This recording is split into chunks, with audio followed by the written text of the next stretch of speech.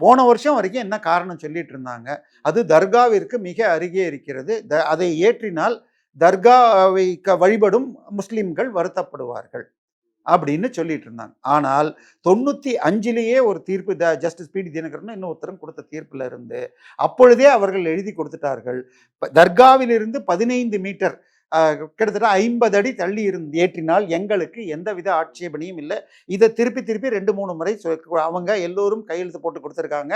கடைசியாக 2000 இந்த ஜனவரி மாதம் கூட கொடுத்துருக்காங்க. சரியா? ஸோ இதை எல்லாத்தையும் அந்த தீர்ப்பிலேயே சுட்டி காட்டியிருக்காங்க. நான் சொல்ல வேண்டாம், அண்ணாமலை சொல்ல வேண்டாம், அவங்களே சொல்லியிருக்காங்க.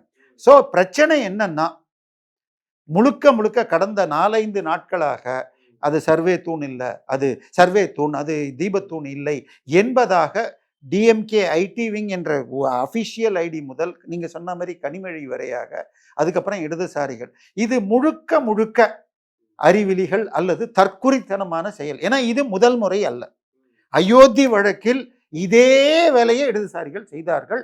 நீதிமன்றத்தில் சாட்சி கூண்டில் அவர்கள் தோலுரிக்கப்பட்டு அசிங்கப்பட்டார்கள்.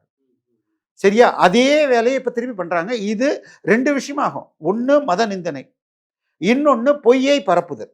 இந்த 2 வேலையும் பண்ணிட்டு இருக்காங்க.